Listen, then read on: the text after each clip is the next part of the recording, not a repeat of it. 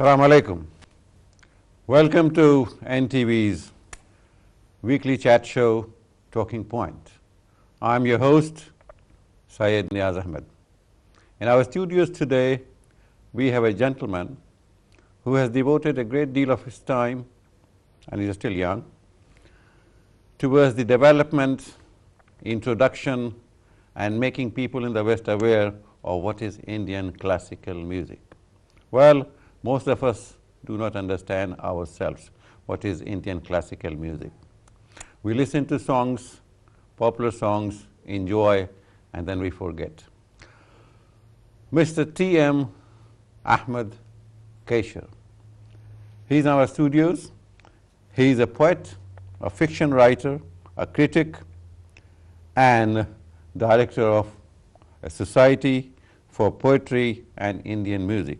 It is called Shodha.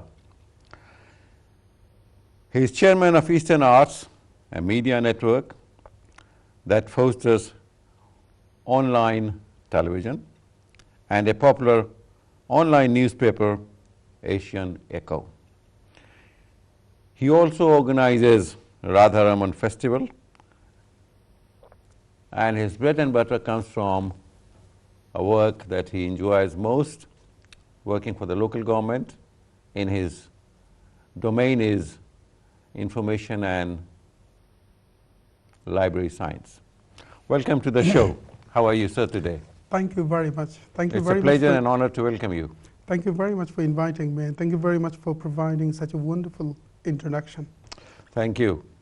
Tell us, for my benefit as well as for our viewers, when did this journey began? I mean, how did Mr. Kaysher, an engineer by profession, started on this wonderful journey, this musical journey? Well, music, probably every Bangladeshi or every Bengali are, I tend to believe that every Bengali is a born music lover. Right. You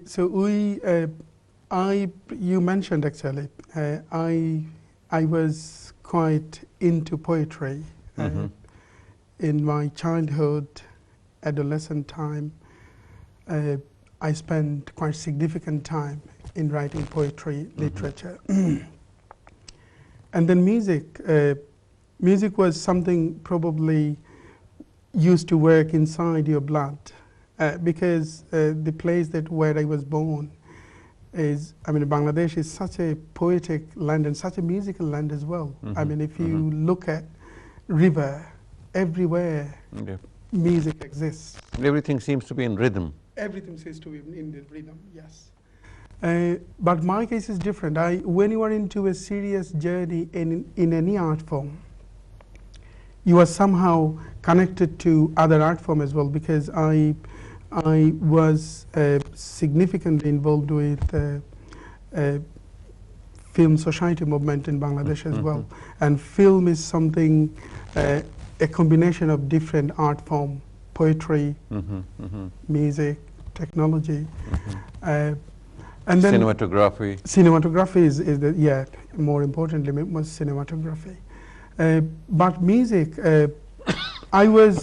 let me tell you something quite honestly, that I was much more into Western classical music than Indian classical music. So my journey started from probably Mozart, Beethoven, from listening point of view. I was reading books on musicology, music, and especially Western music, because that is a notion to explore. Was it back in Sunamganj? Not really. When probably I was at university level, then when you were exposed to? I was exploring different art form of the world. While you are writing poetry, lots of poets are somehow seriously connected with poetry, cinema and music as well. And then lots of poet was a big fan of Mozart, probably Beethoven, Bach, and then you listen to those. You were hearing those names, and then you develop an admiration for those names actually, because those names are coming from your favorite poets. And then we started listening to Western classical music. I mean, any classical music is such a notion that you can't say that you understand the technicalities. And but did you study music? No. Well, in informal context, yes. I studied. In your own, in my your own time, mind, yes. It's no in academic capacity, but for my own interest, I was studying quite deeper, profound books on music. I mean, philosophy of music, probably. And then I realized. Who introduced you to that? Because not many people from our country who come here for studying this or that science, and then they don't get attracted to Western classical music. Classical. Well, this is again. I mean, it's. They get attracted to many Western things, but not classical music. Well, we were probably quite fortunate that we have quite a good friends network. So we used to write. I mean, writing was our dream. Well, what triggered it? And then, well, writing was the first dream. And then when you develop a deep admiration on writing and reading serious literature, then probably somebody said, well, do you know, I mean, Solvilo was a great fan of Bach. Solvilo was our favorite writer at that time. Or Kafka was the great writer, favorite writer.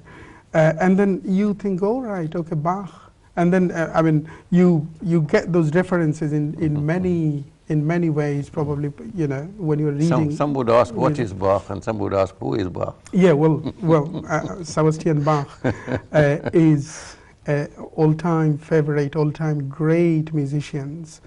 I always refer, when it comes to Bach, actually, I always refer something which is said by Handel. Is a great evolutionist, he's a great scientist. And then he was asked by a journalist probably that just tell me, if you'd like to send a signal to the alien that human civilization is such a magnificent civilization, or that kind of magnificence we achieved through human civilization, what signal we are going to send? What are the one thing probably we can send to alien? And then I was thinking probably he would probably say E is equal to mc square, which is quite normally exhibit the intelligence that we achieved so far. I mean, such a mysterious, such a great, talented scientific work, E is equal to mc square. But quite strangely, he replied something different. He said, just get the whole works of Bach and send that to the alien. That is probably good enough to show the magnificence we achieved as a human being. So Bach is something like this. I mean, classical music is such a, I always say that this is supreme form of art, and for its complexity, for its intricacies, nobody ever can say that, I understand classical music. But this is somehow related to your probably blood, probably your senses. Once you listen to classical music, we have so many audiences in so many events that who said, well, this is the first time we are coming to your event, and then we had a stereotype that classical music is not for us. This fascination or attraction for the Western classical music made you feel that we have to introduce our own classical music, Indian music, to the Western audience? Somehow, but again, like I said, I started with Western classical music, and then I was guided by a great musician called Yahud Manuhin, who is a great violinist of 20th century. And he was great fan of Indian classical music. And then I was thinking, wow, Yahud Manuhin was doing collaborative work with Nikhil Banerjee, Ravi Shankar, and Subramaniam, and Ali Akbar Khan as well. And then I was thinking, how come? And then that makes me to explore a bit more about Indian classical music. And then the more you explore, the more you are in a journey to explore, the more you fell in love with this, because Indian classical music is not as probably systematic as Western classical music, but Indian classical music, although it is improvised, but so much talent, so much intelligent, so much. I mean, Western classical music, to me, I mean, it can be written, isn't it? Yeah, on a sheet. It has to be. Yeah. But can Indian classical music be written, or you have to learn it physically from the ustad? Well, your second one is right for your second option is right for Indian classical music, because Indian classical music, the most part of Indian classical music is like sort of improvisation. Yeah. Even a classical musician who is playing or singing, he or she doesn't know what he's going to play or perform. It is that's why probably Indian classical music intrigues me in such a big way. I always classify any art form as a work of imagination, and Indian classical music fits in this quite well, so appropriately, because a musician doesn't know what he's going to play. It is up to his imagination. It is up to his mood. So probably, say for instance, if you ask a musician to play something, play a raga, he's probably starting with any raga of the evening, and he doesn't know what time he's going to. Probably he's ascending and descending, ascending through some notes and descending through some notes. Is systematic in one way because he has to follow some construction of ragas, but the arrangement he does so immediately, and you just realize, you just think, wow, this is the path. Probably rarely gone by anybody, and then you just say, wow. Has that got something to do with the gharana? As yeah, you say? yeah, it is. It is. I mean, it is based on actually styles. Different gharanas developed different style. Probably different schools. Different school of art. That brings us to presentation. Your flagship organization, Sodha. Sodha. What is Sodha? We are nearly at the end of this, towards the end of this segment, but we'll continue this discussion to the next segment.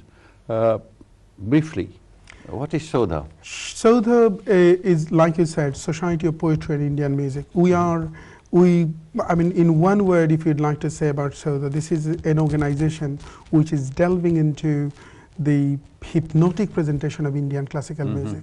So when you say classical music, yes, we always try to present traditional form of Indian classical music, but we try to develop a different communication for ordinary audience. Like people have a stereotype that Indian classical music is not for us, is not for ordinary person. Then we try to communicate through poetry. Haunting verses of poetry has got some link with music. I mean, sometimes Tagore probably says something on the mood of the ragas, on the emotion of the ragas, and we try to give at least some images to the audience who are listening to this, who are quite probably new audience, who doesn't know anything about classical music. And classical music has, like I said before, while I was talking to you before this show, is a remedial art form as well, a transcendental art form. And then it has a huge impact on human senses. But again, if somebody can at least realize what is happening inside the inside layers of the music, that helps them to be more engaged into the music. So that's why we're trying to develop a new presentation of Indian classical music through involving poetry into it, through involving Kathak dance into it. This is the time has come for us to take a break, and when we come back, we'll definitely carry on with this very interesting conversation. It's very illuminating, educating for me. Thank you. Thank you for being with us. Don't go away. We'll be back after this short break. Thank you.